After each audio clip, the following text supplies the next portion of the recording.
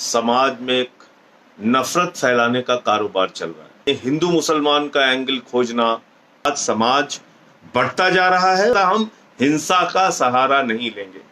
हमने हमेशा हिंसा की, नफरत की राजनीति का विरोध किया है।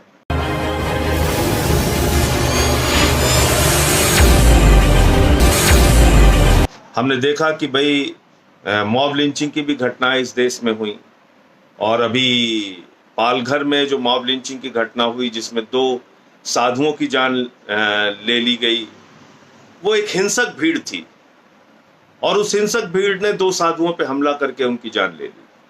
इसके पहले 1 लाख का मामला हो, चाहे और भी तमाम मामले हुए, उसमें देखा कि एक नफरत, एक हिंसा, एक हिंसक विचारधारा इन घटनाओं के पीछे काम करती है और जो किसी को नहीं देखती, वो एक हमलावर मोड में आती है और वो उस काम में जुट जाती है।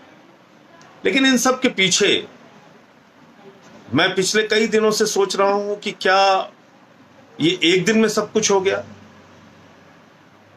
क्या ये आज जो परिस्थितियां हम लोगों को देखने को मिल रही हैं, जिस तरह से मीडिया के जरिए नफरत परोसी जा रही है, जिस तरह से खुलेआम मीडिया चैनल्स पे बैठ के, टीवी पे बैठ के एंकर्स भड़काने का काम करते हैं, 2 प्रवक्ताओं को आपस में लड़ाने का काम करते हैं और उस पर फिर गाली गलौज शुरू हो जाती है। फिर एक तरफ एक भक्तों की टीम लगती है, फिर उनके जवाब में कोई टीम लगती है। ये सब कुछ सोशल मीडिया पे और टीवी पे जो एक नफरत परोसा जा रहा है, कहीं ना कहीं ये उसकी वजह से है कि आज समाज बढ़ता जा रहा है और समाज में आज नफरत का विचार वो बहुत तेजी के साथ फैल रहा है। और हमें याद रखना होगा, हमको बिल्कुल एक अपनी विरासत को याद रखना पड़ेगा। हम राष्ट्रपिता महात्मा गांधी के देश में रहते हैं। वो राष्ट्रपिता महात्मा गांधी जिनको अहिंसा का पुजारी कहा जाता है, वो राष्ट्रपिता महात्मा गांधी जिन्होंने अहिंसा के माध्यम से गोरे अंग्रेजों से इस देश को आजाद कराया, वो राष्ट्रपिता महात्मा गांधी जिन्होंने आजादी का आंदोलन नॉन वायलेंस, अहिंसा के जरिए चलाकर पूरे देश से उन अंग्रेजों को खदेड़ा जिनका सूरज नहीं डूबता था। और ज्यादा पुरानी बात नहीं है, अगर आप 74 के आंदोलन को याद करें, लोकनायक जयप्रकाश नारायण जी के आंदोलन को, तो उन्होंने भी नारा दिया था, मारेंगे नहीं लेकिन मानेंगे नहीं।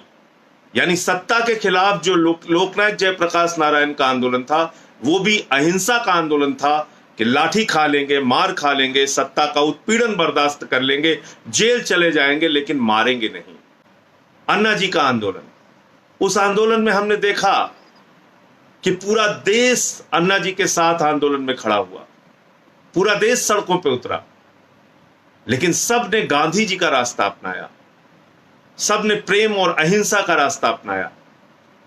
और उसमें कोई टीवी पर अन्ना जी के अनशन को देखता था तो वो अपना खाना छोड़ देता था, कोई सड़कों पे निकलकर आंदोलन करता था तो एक भीड़, एक हुजूम इकट्ठा हो जाती थी, लेकिन कोई तोड़फोड़, हिंसा नहीं, कोई नफरत फैलाने का काम नहीं, कोई हिंदू मुसलमान नहीं, कोई अगड़ा पिछड़ा दलित सवर्ण नहीं, कोई क्षेत्र भाषा नहीं, बल्कि पूरा हिंदुस्तान भ्रष्टाचार विरोधी आंदोलन में इकट्ठा हुआ था वर्ष 2011 के अंदर। ज्यादा पुरानी बात नहीं है। और अन्ना जी के पीछे किसकी तस्वीर थी? राष्ट्रपिता महात्मा गांधी की। लेकिन आप देख रहे हैं तमाम चैनल के लोग वो इस वक्त नफरत परोसने का लगातार काम कर रहे हैं। अभी अर्णव गोस्वामी का मामला हुआ, किस तरह से वो चीख चीख के, चिल्ला चिल्ला के एक समुदाय विशेष के खिलाफ नफरत फैलाने का काम करते हैं, हिंदू मुसलमान करते हैं अपने टीवी चैनल पे। तो ये ठीक बात नहीं है। ये नफरत का बीज बोकर हम क्या करना चाहते हैं हिंदुस्तान में? याद कीजिए दुनिया के उन देशों को जो नफरत के बुनियाद पे खड़ा हुए। याद कीजिए वो दुनिया की तमाम शख्सियतें, वो तमाम दुनिया की आबादी, वो तमाम दुनिया के देश जो नफरत की बुनियाद पे अपने देश को बनाने की कोशिश करते हैं, वो बर्बाद हो गए। हिटलर की जर्मनी को याद कर लीजिए। हिटलर ने पूरी दुनिया में तानाशाही लाने का काम किया, हिंसा, नफरत, विश्व युद्ध के हालात पैदा किए, बम और गोली के दम पे दुनिया को बनाने की कोशिश की, बर्बाद हो गया। अंत में उसकी एक ऐसी मौत हुई जो आज तक एक रहस्य है कि उसने अपने आप को खुद को गोली मार ली। उसके बाद वो चाहे अफगानिस्तान हो, चाहे पाकिस्तान हो, चाहे इराक हो, आप देख लीजिए, जहां भी नफरत फैलाने का काम होता है, जहां भी हिंसा फैलाने का काम होता है, उन देशों के हाल, सीरिया को देख लीजिए, जहां भी नफरत फैलाने का काम होगा उन देशों के हालात क्या हैं आप देख लीजिए। और कल मैं रवांडा के इतिहास को पढ़ रहा था, अफ्रीका का एक देश रवांडा, और ज्यादा पुरानी बात नहीं है, 1994 में वहां रेडियो के माध्यम से लगातार तुत्सीज के खिलाफ, वहां पे दो समुदाय थे, एक हुत्तू एक तुत्सी, हुत्तू और तुत्सी दोनों आदिवासी समुदाय हैं रवांडा में, और उन दोनों के खिलाफ लगातार नफरत फैलाने का कारोबार चलता रहा। और उसमें सबसे बड़ी भूमिका रेडियो की थी, सबसे बड़ी भूमिका रवांडा में चलने वाले मीडिया की थी। यूनाइटेड नेशन भी कुछ नहीं कर पाया, दुनिया के तमाम ताकतवर देश भी कुछ नहीं कर पाए। रेडियो पे खुलेआम अपील होती थी, तुत्सीस को मारो, तुत्सीस को मारो, अगर कोई दिखे तुम्हारे बगल तो उनकी हत्या कर दो। इस प्रकार का आह्वान होता था मीडिया के माध्यम से। और हुआ क्या रवांडा में 1994 में, जहां पे यूएन की सिक्योरिटी फोर्सेस भी थी, जहां पे संयुक्त राष्ट्र संघ भी मौजूद था, दुनिया के तमाम यूरोप के देश मौजूद थे। 8 लाख लोग उस बड़े नरसंहार में मारे गए, 8 लाख लोग। राष्ट्रपति मार दिया गया, प्रधानमंत्री मार दिया गया। ऐसा हिंसक समाज बना, किसी ने किसी की नहीं सुनी, एक दूसरे के कत्लेआम में जुट गए।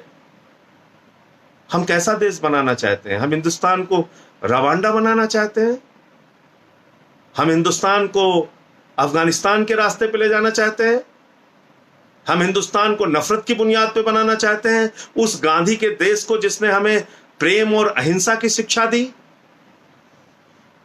उस गौतम बुद्ध के संदेश को हम भूल गए क्या, जिन्होंने कहा घृणा घृणा से नहीं प्रेम से खत्म होती है, मोहब्बत से खत्म होती है, इंसानियत से, भाईचारे से खत्म होती है। और हम अहिंसा के विचारों को भूल के, हम प्रेम भाईचारे के विचारों को भूल के, धर्मनिरपेक्षता के विचारों को भूल के, वसुधैव कुटुंबकम की जो हमारी विचारधारा है उसको भूल के हम आज एक दूसरे के खिलाफ नफरत फैलाने में लगे हुए हैं। ऐसे कोरोना के संकट के समय में, कोरोना का संकट जिससे पूरी दुनिया जूझ रही है, पूरा हिंदुस्तान जूझ रहा है, हर आदमी डरा हुआ है, भयभीत है, ऐसे समय में भी हम लोग नफरत फैलाने में लगे हुए हैं। एक दूसरे से के खिलाफ कितने आग उगल सकते हैं इस काम में लगे हुए हैं। आपसे निवेदन है, विनती है, हाथ जोड़कर प्रार्थना है, ये मत कीजिए। और इस सब के पीछे विचार कहीं ना कहीं जिम्मेदार होता है, सोच कहीं ना कहीं जिम्मेदार होती है।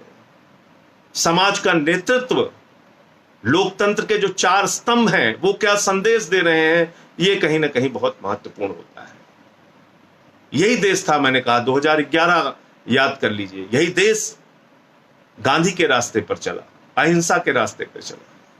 और यही देश आज 2020 आते आते हम कभी मॉब लिंचिंग के बारे में सुनते हैं, कभी हम दंगे फसाद के बारे में देखते हैं कि एक दूसरे के खिलाफ किस तरह से लोग हिंसक हो गए हैं, मारने काटने पे उतर आए हैं। तो इसलिए कृपा करके नफरत के समाचार सुनना बंद कर दीजिए, नफरत के जाल में फंसना बंद कर दीजिए। ज्यादा से ज्यादा गांधी के संदेशों को, क्योंकि अब तो सोशल मीडिया भी बहुत पावरफुल हो गया है, हर आदमी से अपील है गांधी के विचारों को, भाईचारे के विचारों को, एकता के, प्रेम के संदेश को, भगवान गौतम बुद्ध के संदेश को, ऐसे संदेश जिससे समाज में शांति और अमन कायम हो। आज मैं एक छोटी सी कहानी पढ़ रहा था और उसमें उसका वीडियो भी फिर मैंने लगाया ढूंढ के, और उस कहानी में यह कहा गया है कि भाई उम्मीद का दिया जरूर जलते रहना चाहिए। ये उम्मीद का दिया अगर जलता रहेगा तो वो दिया भाईचारे के, प्रेम के, अहिंसा के, एकता के दिए को जलाता रहेगा और समाज को संगठित रखेगा, एकजुट रखेगा। हिंदुस्तान खूबसूरत इसलिए है क्योंकि यहाँ अलग अलग रंग के फूल एक साथ रहते हैं। हिंदुस्तान खूबसूरत इसलिए है कि ये एक धर्मनिरपेक्ष राष्ट्र है जहां पर सभी धर्म, सभी जाति, सभी भाषा के लोग 130 करोड़ हिंदुस्तानी एक साथ मिलकर प्रेम से रहना चाहते हैं। उनको लड़ाने की जो कोशिशें हो रही हैं उनको नाकाम कीजिए,